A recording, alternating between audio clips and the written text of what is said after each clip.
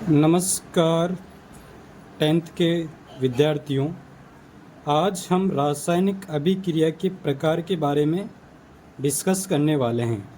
तो types of chemical reaction, basically 4 type की chemical reaction अपने 10th क्लास में हैं, जिसमें फर्स्ट रिएक्शन है अपने पास कॉम्बिनेशन रिएक्शन। कॉम्बिनेशन रिएक्शन का मतलब है संयोजन अभिक्रिया। क्या है बेटा जी? संयोजन अभिक्रिया। संयोजन अभिक्रिया को इंग्लिश में बोलते हैं कॉम्बिनेशन रिएक्शन। अब कॉम्बिनेशन रिएक्शन का मतलब यह है कि इस प्रकार की अभिक्रिया में दो या दो से अधिक अभिकारक मिलकर एक उत्पाद का निर्माण करते हैं। क्या होगा इसमें? दो या दो से अधिक अभिकारक मिलकर एक उत्पाद का निर्माण करते हैं। अब हमने जो पिछली क्लास है उसमें पढ़ा था कि अभिकारक क्या होते हैं। जो भी रासायनिक अभिक्रियाएं उसमें भाग लेने वाले पदार्थ अभिकारक कहलाते हैं। जैसे उदाहरण के लिए कैल्शियम ऑक्साइड एक अभिकारक ये है अपने पास, जो कि ठोस अवस्था में है। और दूसरा अभिकारक है अपने पास वाटर जो कि लिक्विड अवस्था में, द्रव अवस्था में। ये दोनों आपस में अभिक्रिया करेंगे। तो अभिक्रिया में क्या होगा? पुराने बॉन्ड टूटेंगे और नए बॉन्ड का फॉर्मेशन होगा। तो यहाँ पर अगर दो या दो से अधिक अभिकारक मिलकर एक उत्पाद बनाए, जैसे उत्पाद क्या बनेगा इस केस में? कैल्शियम हाइड्रोक्साइड बनेगा, जो कि एक्वस फॉर्म में होगा। एक्वस का मतलब है जलीय विलयन फॉर्म में होगा। तो यहाँ पर उत्पाद एक ही बन रहा है, अभिकारक दो है। एक तो अपने पास है क्विक लाइम का मतलब है बिना बुझा चूना। क्या है? बिना बुझे चूने में अगर जल डाल दे तो क्या हो जाएगा? अपने पास स्लेक्ड लाइम बन जाएगा, मतलब बुझा हुआ चूना बन जाएगा। बुझा हुआ चूना अपने को प्राप्त हो जाएगा। तो ये अभिक्रिया संयोजन अभिक्रिया है। और बहुत सारे एग्जाम्पल हो सकते हैं। जैसे दूसरा एग्जाम्पल अपने पास क्या आएगा? दूसरा एग्जाम्पल है अपने पास, जैसे कार्बन की अभिक्रिया अगर मैं क्या करवा देता हूँ, ऑक्सीजन गैस से करवा देता हूँ, तो अपने को क्या मिलेगा? कार्बन डाइऑक्साइड गैस प्राप्त होगी। तो बर्निंग ऑफ कोल भी क्या है? बर्निंग ऑफ कोल का मतलब है कोल का दहन भी संयोजन अभिक्रिया है। जल का निर्माण कैसे होता है? हाइड्रोजन और ऑक्सीजन से होता है। हाइड्रोजन के 2 अणु और ऑक्सीजन के 1 अणु मिलकर जल का निर्माण करते हैं। तो ये भी अपने पास कौन सी अभिक्रिया हो गई?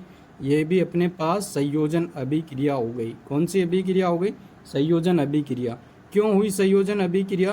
क्योंकि इसमें 2 अभिकारक है और उत्पाद कितना मिल रहा है अपने को? एक उत्पाद मिल रहा है। इस वजह से अभिक्रिया को संयोजन अभिक्रिया कहेंगे। अब दूसरी अभिक्रिया अपने पास आती है, सेकंड जो रिएक्शन आती है वो आती है इसकी उल्टी, वियोजन अभिक्रिया। कौन सी? वियोजन अभिक्रिया। वियोजन अभिक्रिया को बोलते हैं डीकम्पोजिशन रिएक्शन। तो नाम से पता चल रहा है वियोजन अभिक्रिया में क्या होगा? वियोजन अभिक्रिया में क्या होगा अपने को? इसमें जो एक अभिकारक है वह 2 उत्पादों में टूटेगा या 2 से ज़्यादाओं में भी टूट सकता है। तो वियोजन अभिक्रिया का मतलब है इंग्लिश में डीकम्पोजिशन रिएक्शन। क्या है? डीकम्पोजिशन रिएक्शन में क्या होगा? डीकम्पोजिशन रिएक्शन में अपने पास जो एक अभिकारक है उससे 2 या 2 से अधिक उत्पाद मिलेंगे। जैसे उदाहरण के रूप में ध्यान से देखिए, अपने पास है आयरन सल्फेट। तो आयरन सल्फेट बोले तो फेरस सल्फेट ApSO4, Ap+2 और SO4-2, जो कि सॉलिड स्टेट में होता है। अगर इसके 2 अणु को मैं क्या करा रहा हूँ? डीकम्पोज करा रहा हूँ। डीकम्पोज का मतलब है अगर इसको हीट देंगे, हीट का मतलब है उष्मा देंगे। यहाँ डेल्टा जो साइन है ये हीट को रिप्रेजेंट करेगा। तो फेरस सल्फेट क्या करेगा? ब्रेक डाउन होगा किसमें, इसमें दो या दो से ज़्यादा उत्पाद बनेंगे। एक तो बनेगा Ap2O3 फेरिक ऑक्साइड जो कि सॉलिड स्टेट में होगा, दूसरा बनेगा सल्फर डाइऑक्साइड जो कि गैस में होगा, और तीसरा बनेगा सल्फर ट्राइऑक्साइड जो कि गैस होगी। तो फेरस सल्फेट को अगर मैं क्या कराता हूँ, फेरस सल्फेट को अगर मैं हीट देता हूँ, क्या करता हूँ, ये अपने पास क्या है, फेरस सल्फेट, फेरस सल्फेट। तो फेरस सल्फेट को अगर हीट देते हैं तो फेरिक ऑक्साइड, फेरिक ऑक्साइड का मतलब है मैग्नेटाइट। क्या है ये, मैग्नेटाइट। क्या है, Ap2O3 सॉरी हेमेटाइट, और Ap3O4 मैग्नेटाइट। तो ये क्या है, हेमेटाइट है, आयरन का अयस्क है हेमेटाइट। क्या है, हेमेटाइट, हेमेटाइट। और ये SO2 गैस है सल्फर डाइऑक्साइड, और ये SO3 गैस है सल्फर ट्राइऑक्साइड। अब वियोजन अभिक्रिया का और उदाहरण क्या हो सकता है अपने पास, तो वियोजन अभिक्रिया का और उदाहरण है जैसे CaCO3 कैल्शियम कार्बोनेट, जो लाइम स्टोन बोलते हैं जिसको, उसको अगर हीट दे, क्या करे, हीट दे, लाइम स्टोन का मतलब संगमरमर, तो कैल्शियम ऑक्साइड सॉलिड और CO2 गैस में जाएगा।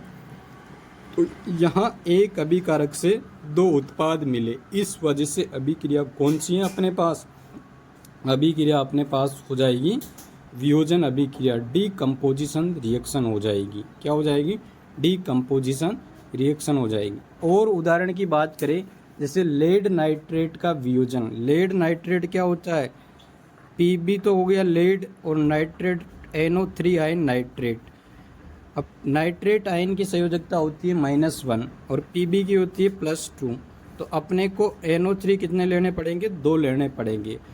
और ये किस रूप में होता है, ठोस अवस्था में होता है। अगर इसको मैं हीट करूँगा तो वियोजित होगा, किसमें वियोजित होगा, इसके 2 अणु लेते हैं तो क्या होगा अपने पास, एक तो बनेगा PbO, क्या बनेगा, PbO लेड ऑक्साइड, दूसरा बनेगा अपने पास NO2 नाइट्रोजन डाइऑक्साइड, और तीसरी बनेगी अपने पास ऑक्सीजन गैस बनेगी। क्या बनेगी, ऑक्सीजन गैस। तो लेड नाइट्रेट, लेड नाइट्रेट किस किस में डिकम्पोज होगा, लेड ऑक्साइड में और नाइट्रोजन डाइऑक्साइड में और ऑक्सीजन में डिकम्पोज होगा। वैसे बहुत सारे उदाहरण हो सकते हैं, जैसे एक उदाहरण, सिंपल उदाहरण लें, AgCl, AgCl ठोस अवस्था में होता है। अगर AgCl पर सनलाइट या हीट दे, सनलाइट का मतलब है सूर्य प्रकाश या हीट दे, उसको हीट दे तो क्या होगा, Ag सॉलिड बन जाएगा अपने पास 2 अणु तो, और क्लोरीन गैस बाहर निकल जाएगी। तो ये भी वियोजन अभिक्रिया का उदाहरण है। समझ में आ रही है बात। अब नेक्स्ट अभिक्रिया है अपने पास विस्थापन अभिक्रिया। कौन सी अभिक्रिया है, विस्थापन अभिक्रिया। विस्थापन अभिक्रिया में क्या होगा, इसमें क्या होगा, कोई भी जो एक अभिकारक है उसका एक परमाणु दूसरे अभिकारक के दूसरे परमाणु से प्रतिस्थापित होगा। तो तीसरी अपने पास हो गई कौन सी, विस्थापन अभिक्रिया। इंग्लिश में क्या बोलेंगे इसको, डिस्प्लेसमेंट रिएक्शन। क्या बोलेंगे, डिस्प्लेसमेंट रिएक्शन, डिस्प्लेसमेंट रिएक्शन। अब डिस्प्लेसमेंट रिएक्शन में क्या होगा, किसी भी एक अभिकारक का, किसी भी एक अभिकारक का अपने पास कोई भी एक परमाणु दूसरे अभिकारक के दूसरे परमाणु से क्या होगा, दूसरे परमाणु से प्रतिस्थापित होगा। क्या होगा, दूसरे परमाणु से प्रतिस्थापित होगा। तो देखिए उदाहरण के रूप में क्या उदाहरण लेते हैं, जैसे आयरन, आयरन जो कि ठोस अवस्था में होता है, अगर इसकी अभिक्रिया कॉपर सल्फेट के जलीय विलयन से कराए, कॉपर सल्फेट जलीय विलयन तो एक्वस फॉर्म में होगा, तो क्या होगा, यहाँ पर जो ये आयरन अणु है, क्या ये आयरन अणु ये कॉपर को क्या कर देगा, प्रतिस्थापित कर देगा। तो कॉपर सॉलिड अपने को प्राप्त हो जाएगा, और जो जलीय विलयन मिलेगा वह किसका मिलेगा? आयरन सल्फेट का। तो फेरस सल्फेट या आयरन सल्फेट का अपने को जलीय विलयन मिल जाएगा, और कॉपर सॉलिड अपने को बाहर प्राप्त हो जाएगा। तो ये विस्थापन अभिक्रिया हो गई। सेम चीज़ किसमें होती है? जैसे जिंक की अभिक्रिया, जिंक सॉलिड की अभिक्रिया किससे कराता हूँ मैं? जिंक सॉलिड की अभिक्रिया कॉपर सल्फेट के जलीय विलयन से करवाता हूँ। तो क्या होता है? जिंक सल्फेट का निर्माण होता है। क्यों होता है? क्योंकि जिंक का जो परमाणु है वह कॉपर को क्या कर दिया है? प्रतिस्थापित कर दिया है। तो यहाँ से जिंक सल्फेट मिल जाएगा और कॉपर अपने को बाहर सॉलिड के रूप में प्राप्त हो जाएगा। तो इस प्रकार की अभिक्रिया क्या कहलाएगी? इस प्रकार की अभिक्रिया विस्थापन अभिक्रिया कहलाएगी। समझ में आ रही है बात? अब नेक्स्ट है द्विविस्थापन अभिक्रिया। कौन सी? द्विविस्थापन अभिक्रिया। तो द्विविस्थापन अभिक्रिया में दो परमाणु क्या करेंगे? एक दूसरे को प्रतिस्थापित करेंगे, मतलब डबल बार क्या होगा? डिस्प्लेसमेंट होगा। इस कारण इसको बोलते हैं डबल डिस्प्लेसमेंट रिएक्शन। क्या बोलते हैं? Double displacement reaction. Double displacement reaction में क्या होगा? उदाहरण से आप समझ सकते हो। जैसे सोडियम सल्फेट है, अब सल्फेट पे चार्ज -2 आया है, इस वजह से अपने को बैलेंस करने के लिए, आयन को बैलेंस करने के लिए 2 सोडियम लेने पड़ेंगे। इसका जो जलीय विलयन है ये अगर अभिक्रिया करता है बेरियम क्लोराइड के जलीय विलयन से, तो क्या होगा? ध्यान से देखिए, यहाँ पर सोडियम पे चार्ज होता है +1, 2 है तो +2, और सल्फेट पे चार्ज होता है -2, बेरियम पे होता है +2 और क्लोरीन पे होता है -1। 2 क्लोरीन है तो 2 पे 2 माइनस, तो इस वजह से चार्ज बैलेंस है। अब इसमें क्या करेगा? जो ये अपने पास बेरियम है, ये बेरियम तो सल्फेट के पास जाएगा, तो मतलब सोडियम को रिप्लेस करेगा, और यहाँ से जो सोडियम है, यहाँ से जो सोडियम है वह किसको रिप्लेस करेगा? बेरियम को रिप्लेस करेगा, और किसके पास आएगा? वो आएगा क्लोरीन के पास आएगा। किसके पास आएगा? क्लोरीन के पास। तो 2 बार क्या हो गया? डिस्प्लेसमेंट हो गया। इसमें 2 बार डिस्प्लेसमेंट हो गया, तो अपने को जो प्रोडक्ट मिलेगा वह मिलेगा, एक तो बेरियम सल्फेट। क्या मिलेगा? बेरियम सल्फेट, जो कि सॉलिड फॉर्म में होता है, और दूसरा मिलेगा NaCl, सोडियम क्लोराइड। तो इस टाइप से अभिक्रिया हो गई द्विविस्थापन अभिक्रिया। अब कुछ और इम्पोर्टेंट अभिक्रिया होती है जिसमें हम बात करेंगे ऊष्माक्षेपी और ऊष्माशोषी अभिक्रिया की। किसकी बात करेंगे? ऊष्माक्षेपी और ऊष्माशोषी अभिक्रिया की। तो यहीं पे देख लेते हैं ऊष्माशोषी और ऊष्माक्षेपी अभिक्रिया। तो नेक्स्ट जो इम्पोर्टेंट है वह है 5th जो रिएक्शन है ऊष्माक्षेपी अभिक्रिया। ऊष्माक्षेपी अभिक्रिया में क्या होगा?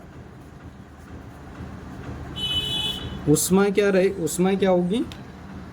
मुक्त होगी। यहाँ पर क्या होगी? ऊष्मा। ऊष्माक्षेपी अभिक्रिया में ऊष्मा मुक्त होगी, मतलब उत्पाद में ऊष्मा रिलीज होगी, प्रोडक्ट में ऊष्मा रिलीज होगी। कैसे? जैसे अगर अपन दावन सोडे को वाटर में डालें, तो वाटर में वह क्या करेगा? हीट को रिलीज करेगा। हीट को रिलीज करेगा तो जो अपने पास सॉल्यूशन बनेगा वह पहले की कंपैरिजन में ज़्यादा गर्म हो जाएगा। तो इस कारण ये ऊष्माक्षेपी अभिक्रिया का उदाहरण है, क्योंकि ऊष्मा रिलीज हो रही है। तो उदाहरण में दावन सोडे का उदाहरण ले सकता हूँ। तो दावन सोडा क्या होता है? ये दावन सोडा, सिंपल जनरल एग्जांपल ले रहे हैं हम। दावन सोडे को जल में डालेंगे तो जो उत्पाद मिलेगा या जो जलीय विलयन मिलेगा उसमें क्या होगा? ऊष्मा मुक्त होगी, प्लस ऊष्मा मुक्त होगी, ऊष्मा मुक्त होगी। और ऊष्माशोषी अभिक्रिया में क्या होगा? ऊष्माशोषी जो अभिक्रिया है, ऊष्माशोषी अभिक्रिया मतलब एंडोथर्मिक रिएक्शन, उसमें ऊष्मा अधिशोषित होगी। क्या होगी? ऊष्मा अधिशोषित होगी। ऊष्मा एब्जॉर्ब होगी, अधिशोषित होगी। तो उत्पादों द्वारा ऊष्मा का अवशोषण होगा। कैसे होगा? जैसे शक्कर को अगर जल में डालते हैं तो क्या होगा? जो जलीय विलयन बनेगा वह पहले की कंपैरिजन में क्या हो जाएगा? ठंडा हो जाएगा। क्यों? क्योंकि अभिकारकों द्वारा ऊष्मा ग्रहण कर ली गई है। तो अभिकारक में ऊष्मा का मान ज़्यादा है जबकि उत्पाद में ऊष्मा का मान कम है। तो यहाँ ऊष्मा ग्रहण होगी और यहाँ ऊष्मा मुक्त होगी। तो इंग्लिश में ऊष्मा शोषी को बोलते हैं एंडोथर्मिक रिएक्शन। क्या बोलते हैं? Endothermic reaction. Endothermic reaction. और ऊष्मा सेपी को क्या बोलते हैं? Exothermic reaction. Exothermic reaction. तो दोस्तों आज बस हम इतना ही बात करेंगे। अब नेक्स्ट क्लास में हम आगे की चर्चा करेंगे। Thank you.